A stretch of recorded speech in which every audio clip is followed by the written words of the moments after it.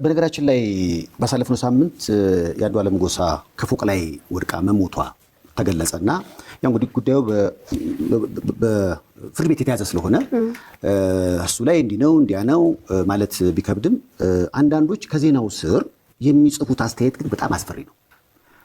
ከዚህ ዓለም እንኳንም ተገላገለች ውፍ ታድላ አይነት ነገር ማለት ነው። እና እነዚህ አስተያየቶች ቀላል አይመስሉም። ማለት ደክሞኛል እኔም ምናምን የሚሉ እሱ ስር ደግሞ እረፉ የሚል ወይም ደግሞ አስተያየት የሚሰጥ የለም ምንም አይነት ነገር ታያለሽና እንዲህ አይነት ነገሮች መታከም ያለባቸው ናቸው ስትሉ ነበረ።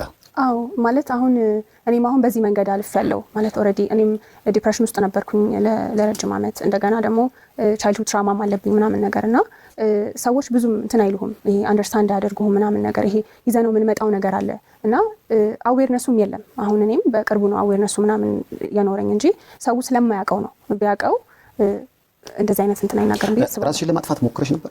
አዎ። ምን ነው? ብዙ ነገሮች ነው የተፈጠሩት። ይሄ ከልጅነትም ጋር የመጣ ነገር እንደገና ደግሞ ምክንያቱም ፍቺ ከነበረበት ቤተሰብ ነው የተወለድሽው? አዎ እናትና አባቴ 2 ዓመት እያለሁ ነው የተለያዩት። ከዛ እኔ ብዙ ቦታ ነው ያደግኩት። ከኬጂ1 እስከ ኬጂ3 አየር ጤና ነው የተማርኩት ሜሪት ስኩል። ከዛ በኋላ ከ1ኛ ክፍል እስከ 5ኛ ክፍል ደግሞ አዳማ ነው የተማርኩት፣ ሆሌንጀርስ ነው የተማርኩት። 6ኛ ክፍል ደግሞ ጋምቤላ ነው የተማርኩት። ከ7 እስከ 12 ደግሞ ሳሪስ ነው የተማርኩት። አሁንም ትራንስ አሁን መንገድ ላይ ሃይ ቀመር ምናምን ቢሉሽ እኮ የት የተማርከው ነው አዎ እንደዛ ነገር። አዎ ግን በየቦታው መማር እኮ የራሱ የሆነ ደግሞ ጥቅም አለው። እንትንም ነው ማለት ይሄ የምናሳልፋቸው እያንዳንዱ ነገሮች በልጅነታችን የምናያቸው እያንዳንዱ ነገሮች አሁን ያሉን ማንነት ይሰራናል። አሁን እኔ አሁን በልጅነት የነበረኝ ፐርሰናሊቲ ራሴን ሁላ በመስታወት አላይም ነበረ ማለት ራሴን ሁላ ጠላው ነበረ። ደፍሬ ፊቴን በመስታወት አላይም ነበር ምናምን ነገር እና እያደግኩ ስመጣ ነው ይሄን ነገር የተውኩት። ሃይ ስኩልም ስማር ከሁሉም ጋር ተግባቢ ማለት ኤቭሪዋን ለእኔ አቴንሽን ሊሰጠኝ ይፈልግ ነበረ። ምክንያቱም ያንን አቴንሽን እኔ በልጅነቴ ስላላገኘሁት የሚያየኝ ሰው ሁላ ምናምን እንዲወደኝ ኢቭን የራሴን መብት የሚያስፈልገኝን ነገር ሁላ አሳልፌ ይሰጥ ነበር። ለምን ሪኮግናይዝ ለመደረግ ለመወደድ ምናምን ነገር ማለት ነው። እና ይሄ የልጅነት ትራውማህን ሂል ካላደረግ አድገህ የሆነ ነገር ሲገጥምህ ወዲያው ነው የምትሰበረው። እና እኔ የገጠመኝ እንደዛ ነው ማለት እነዚህ ነገሮች ተጠራቀሙ። ይሄ የልጅነት ትራውማ ያየኸው ብዙ ቦታ ማደግህ ሁሉም ቦታ ላይ የምታገኛቸው ነገሮች የሚገጥሙህ ነገሮች በጣም ይጎዱሃል።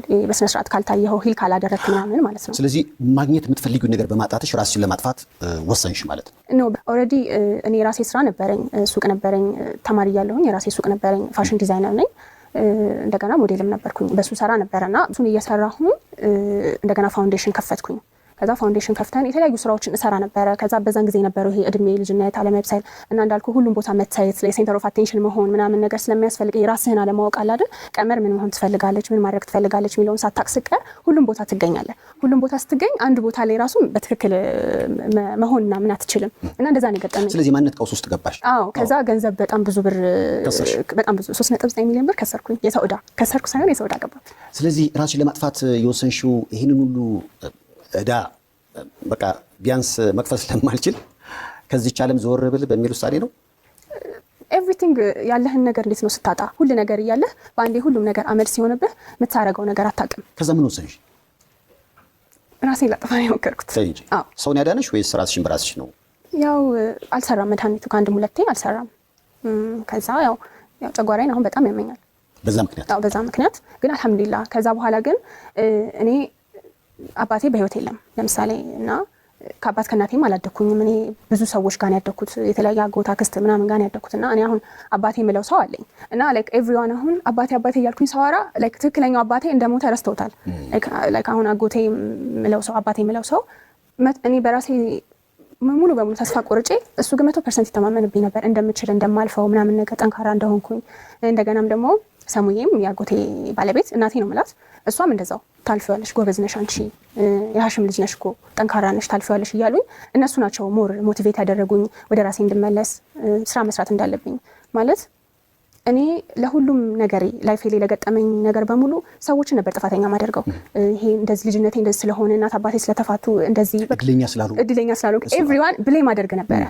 ጥፋተኛ ሰውን ስታደርግ መፍትሄ አታመጣም። አሁን እኔ ልጅነቴ መቀየር አልችልም፣ ያለፈውን ግን ፊቸሪ መቀየር እችላለሁ ካላህ ጋር እና አሁን ሞር ፎከስ ማድረግ ጀመርኩ። ምን ማድረግ አለብኝ፣ ምን ማድረግ የለብኝም ምናምን የሚለውን ነገር። ከዛ ስራ መስራት አለብኝ፣ ብር መክፈል አለብኝ ምናምን። አሁን ማመስገን ኢቭን የምፈልገው ያበደሩኝ ሰዎች፣ የታገሱኝ እስካሁን እስከ ከፍላቸው ድረስ የታገሱኝ ሰዎች በጣም አመሰግናለሁ። ማለት በዛ ሰዓት በዛ እድሜ አምነውኝ ብር መስጠታቸው ያን ሁላ ነገር ማድረጋቸው ለእኔ ትልቅ ነገር ነው። እዚህ አሁን አላማርም። ያ ፕሮሰስ አሁን ያለችውን ቀመር ሰርቷታል። ያ ሁላ ነገር ልጅነቴም ያለፍኩትን ነገር ምናምን ጠንካራ እንደሆነ አድርጎኛል። አሁን የኛውን ስራ እንድሰራ አድርጎኛል። ሞር ኮንፊደንስ እንዲኖረኝ አድርጎኛል። ስለዚህ አንቺን የመታሽ ድንጋይ ሌሎችን እንዳይመታ ነው እንግዲህ በ9332 ሰው እየደወለ ህይወት አስጠልቶኛል ብሞት ይሻላል ብለው ወደ ሞት በራሳቸው መንገድ ሊሄዱ የወሰኑ ሰዎች ሲጨንቃቸው ይደውላሉ። ከዛ በኋላ የመማከር ስራ ነው የምትሰሩት ማለት ነው። አዎ እንደዛ ነው።